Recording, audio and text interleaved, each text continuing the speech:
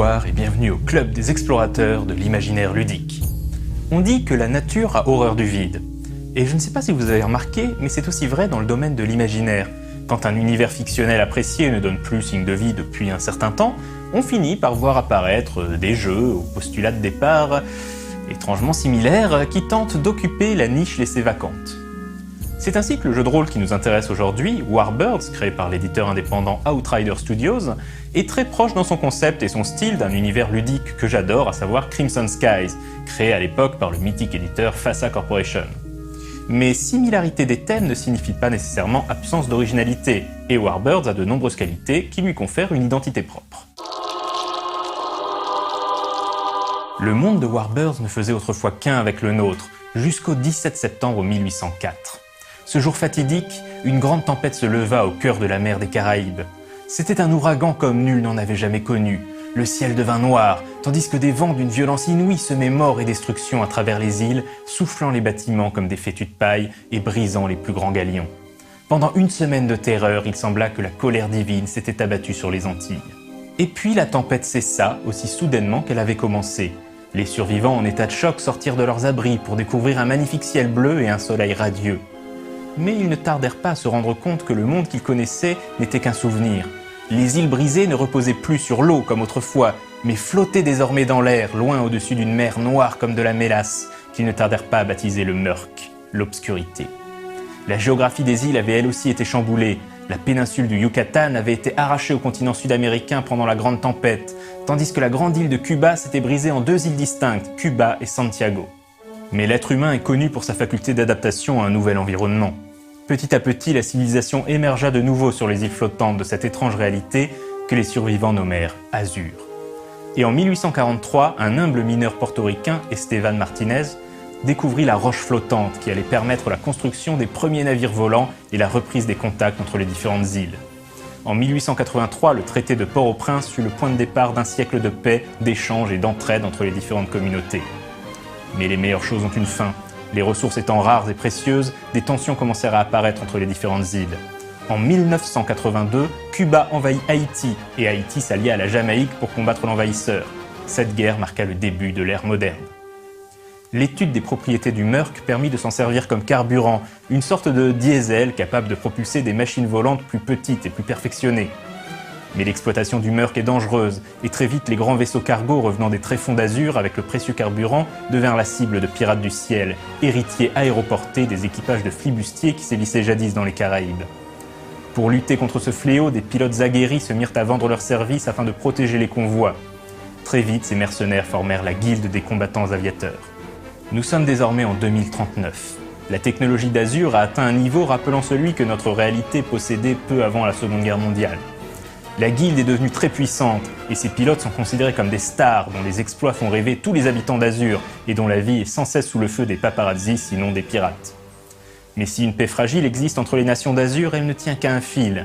Les ressources et l'espace disponible demeurent plus que limités et une petite étincelle pourrait suffire à déclencher une nouvelle guerre.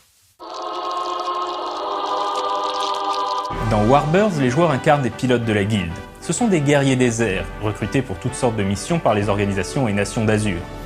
Qu'il s'agisse d'attaquer le repère d'un gang de pirates du ciel, d'escorter un cargo, de partir en quête d'une île perdue ou en quête d'un trésor dans les jungles du Yucatan, les pilotes de la guilde n'ont en général pas l'occasion de s'ennuyer. Warbirds utilise un système de jeu nommé Rapid Fire.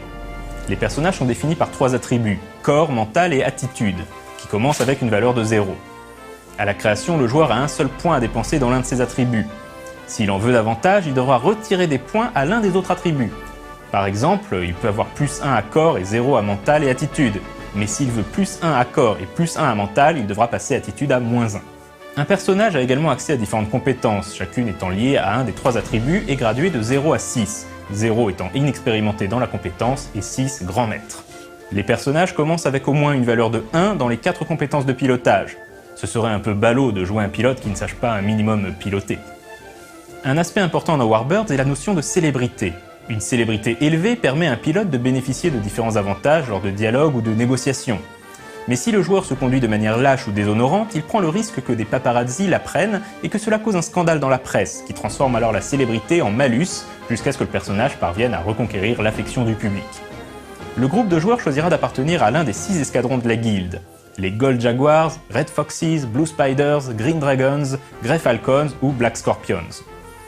Les escadrons sont en concurrence les uns avec les autres, et le maître du jeu est encouragé à créer des rivaux pour les joueurs au sein des autres escadrons qui deviendront des PNJ récurrents.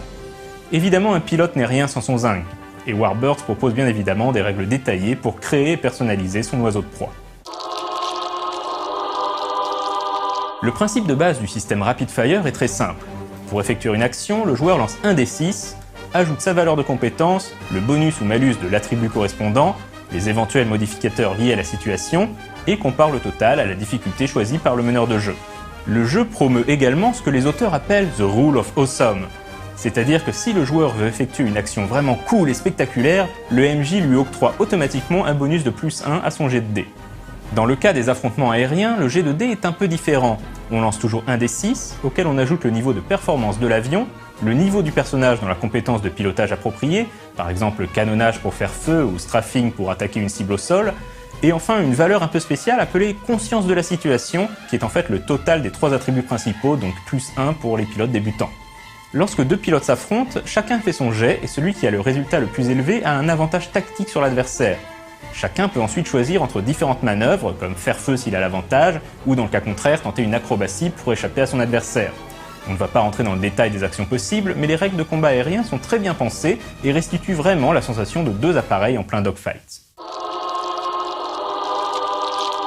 À titre personnel, je ne suis pas franchement convaincu par l'univers de Warbirds, qui de mon point de vue n'a pas beaucoup de sens ou de cohérence. Que les îles des Caraïbes soient magiquement transportées dans une autre dimension passe encore, mais que la culture et la technologie s'y développent pour devenir un copier-coller de notre monde à l'aube de la Seconde Guerre mondiale, ça me paraît vraiment difficile à croire. Le système de jeu en revanche est vraiment malin, à la fois simple dans ses mécaniques et très tactique dans son déroulement.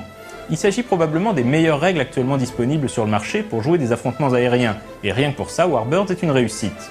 Disponible en numérique ou en impression à la demande, Warbirds a rencontré un joli succès et a déjà fait l'objet de suppléments permettant d'apporter aux parties un côté nettement plus pulp, avec des savants fous et des machines infernales, de jouer à l'âge des avions à réaction ou encore dans l'espace.